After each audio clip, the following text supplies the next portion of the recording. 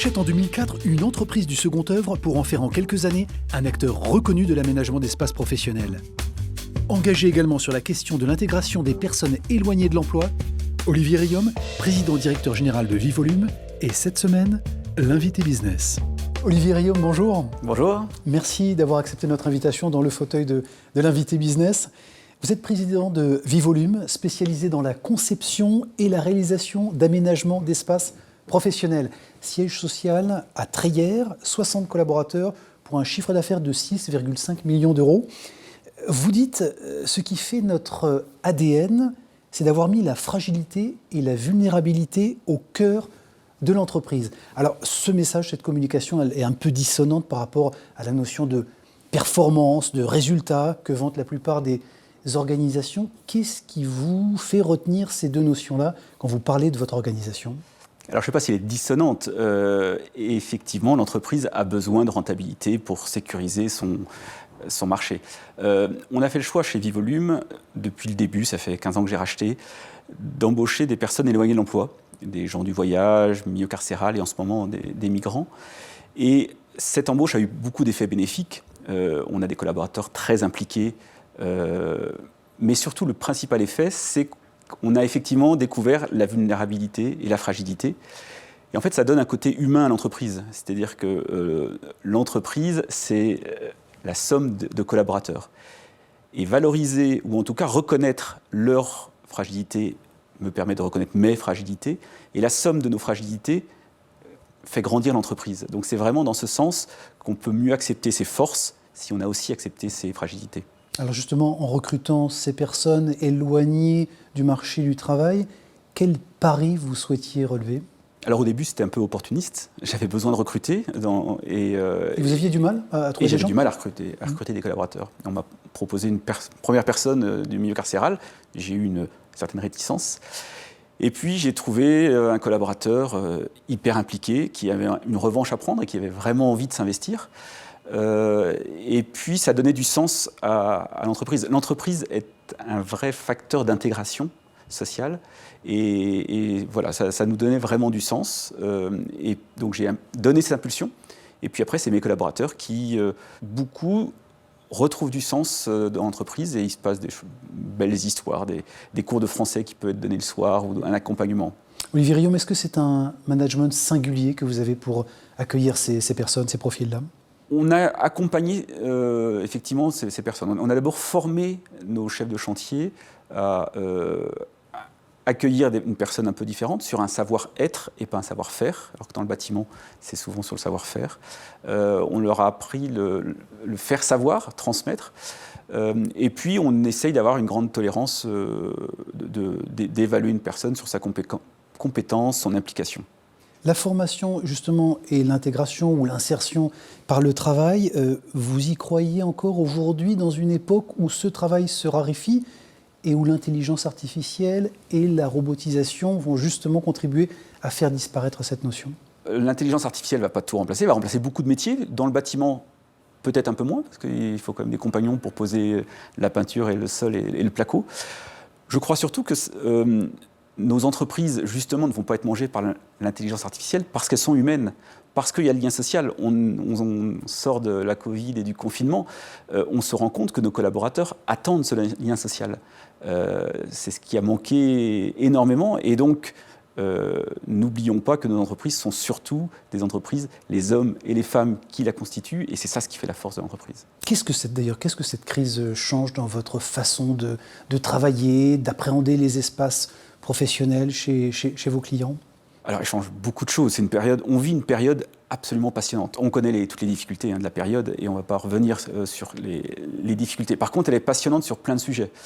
D'abord, on a appris le télétravail. Donc, en fait, on n'est plus sur un management de contrôle, mais on est sur un management d'objectifs. Je ne vois plus la personne, donc voilà. Ça va changer en termes d'aménagement. On ne vient plus dans un bureau pour s'enfermer dans son bureau fermé. Dans ces cas-là, on peut rester chez soi, parce que je pense que le télétravail continuera. Mais si on vient à l'entreprise, c'est pour faire autre chose. C'est de la créativité, c'est pour faire du lien social. Donc, on travaille beaucoup avec nos clients aujourd'hui sur qu'est-ce qu'on veut faire, qu'est-ce qu'on veut dire à travers l'entreprise, quel message, pourquoi on vient travailler et comment on aménage les bureaux. Donc, ça va vraiment changer. Et puis, on a pris conscience de l'importance du care, du lien social, de prendre soin de l'autre. Alors c'est encore plus difficile à distance, mais c'est essentiel dans l'entreprise. Ça veut dire aussi travailler sur la confiance avec les collaborateurs, quand ils sont à distance et notamment en télétravail? Ça veut dire travailler différemment avec ses collaborateurs. C'est ce que je disais, je pense beaucoup plus par objectif que par contrôle. L'autre élément qui change vraiment, c'est que c'est la raison d'être de l'entreprise, le why, l'ikigai. Pourquoi j'ai une entreprise? Pourquoi je réunis 60 collaborateurs autour d'un projet? Est-ce que c'est juste pour gagner leur vie, pour construire des choses, ou est-ce qu'il y a autre chose? Et je pense vraiment que cette réflexion sur pourquoi on est ensemble, une communauté d'hommes et de femmes à travailler sur un projet, est essentielle dans les entreprises de demain. Est-ce que les protocoles sanitaires qui vont peut-être se renforcer, en tout cas dans les années à venir, ou une attention particulière justement à ces aménagements d'espace, signent la fin des bureaux ouverts? Est-ce que vous allez cloisonner plus que jamais les espaces chez Vivolume? Alors, d'abord, on va faire ce que nos clients attendent. On réfléchit avec nos clients, on n'impose jamais un aménagement. Pour moi, c'est plutôt la fin du bureau fermé. C'est dans l'entreprise, on va créer certes, dans le respect des règles sanitaires, mais des espaces pour se retrouver, pour être créatif. Alors, la Covid nous a aussi permis de découvrir qu'il y a des super outils pour être créatif. On fait des séances de design thinking avec nos clients, avec des logiciels, Klaxoon, Zoom ou n'importe quel autre logiciel. Mais c'est intéressant de profiter de cette crise en se disant qu'est-ce que j'apprends, qu'est-ce que j'en sors, et il y a beaucoup d'enseignements à en tirer. Je voudrais qu'on vienne quand même sur vos engagements quand on parle évidemment d'intégration de ces personnes, on l'évoquait au début de notre entretien. D'où vient justement cette envie, ou en tout cas cet acte d'entreprendre, très emprunté finalement de philanthropie? D'où ça vient, je ne sais pas. Moi, je pense que dès le début, on a mis l'homme au centre de l'organisation, et c'est ce qui me motive. L'homme dans toute sa diversité, dans sa fragilité, on l'a dit, avec des personnes éloignées de l'emploi, mais aussi dans l'esprit de faire grandir les collaborateurs, de les faire s'épanouir dans l'entreprise. C'est ça ce qui a dicté un peu la croissance de l'entreprise. Olivier Rioum, il est déjà temps de passer à la séquence inspiration, effectivement, pour essayer de mieux comprendre ce qui peut guider nos chefs d'entreprise dans leurs décisions ou dans leurs actions au quotidien. Eh bien, si on leur demandait tout simplement ce qui les inspire. Olivier Rioum, justement, racontez-nous la dernière lecture qui vous a marqué, qui vous a inspiré. Alors j'ai relu le livre de Charles Pépin, Les Vertus de l'échec, relu parce qu'on l'avait déjà invité dans le cadre de 60 000 rebonds à intervenir. J'aime beaucoup ce petit livre qui, dans cette période de crise qu'on connaît, se dit comment je tire des enseignements, comment je profite des crises que je connais, comment je rebondis sur mes échecs, et je trouve que c'est un petit livre avec plein de bonnes idées. Le dernier déplacement géographique, le dernier voyage que vous avez fait qui vous a marqué? Alors géographique, on bouge moins maintenant. Celui qui m'a marqué, c'est il y a tout juste un an. On est parti à San Francisco avec la région des Pays de la Loire pour une learning expédition avec 25 entrepreneurs pour découvrir l'écosystème des startups San Francisco, et c'est passionnant de voir l'agilité, leur capacité à tomber, à rebondir. Allons vite, expérimentons, et il y a beaucoup de certaines choses à prendre chez nous. On ne peut pas tout copier, mais il y a des beaux enseignements. Le dernier investissement, l'acquisition, le dernier achat qui fait sens pour vous? L'investissement, ce n'est pas un gros investissement financier, mais un gros investissement de sens. On a fait un potager d'entreprise, un potager en permaculture, et je trouve que c'est super. Alors on avait fait 2 ans avant des ruches.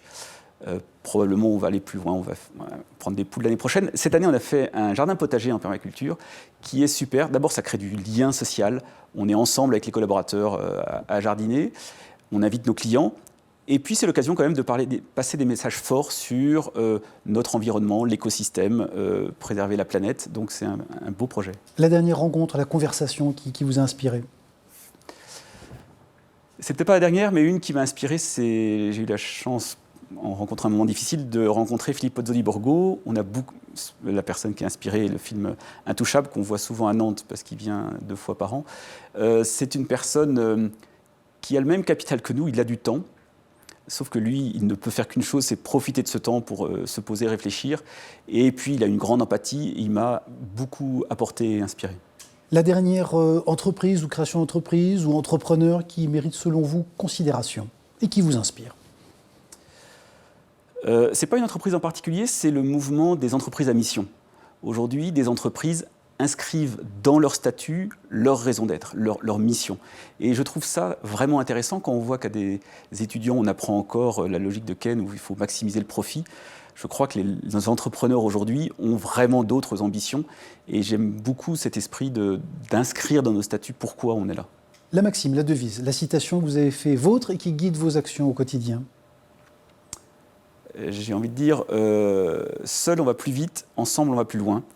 C'est vrai pour l'entreprise, seul je ne ferai pas grand-chose, mais c'est parce qu'on est la force du collectif. Et puis c'est vrai pour l'écosystème, je pense qu'on est dans un territoire où on sait avoir des projets ensemble, et ça me paraît vraiment important. Enfin, un personnage de l'histoire, tiens, ou une personne de votre entourage, disparu aujourd'hui, mais à qui vous aimeriez parfois demander de bons conseils. Alors je pense à mon frère, Nicolas, qui est décédé il y a 2 ans, donc il était PDG Danone France, donc grosse structure, c'est aussi mon actionnaire. On passait beaucoup de temps ensemble à expérimenter dans ma petite entreprise pour peut-être dupliquer dans son groupe, en tout cas de temps d'échange. Et puis il avait une très grande capacité d'écoute, d'empathie, d'aide. Et voilà, j'essaye à mon tour de pouvoir échanger avec des collaborateurs et leur apporter autant qu'il a pu m'apporter. Merci Olivier Riom, merci d'avoir accepté notre invitation dans le fauteuil de l'invité business. Et je rappelle évidemment que vous êtes le président de Vivolume. Merci Clément.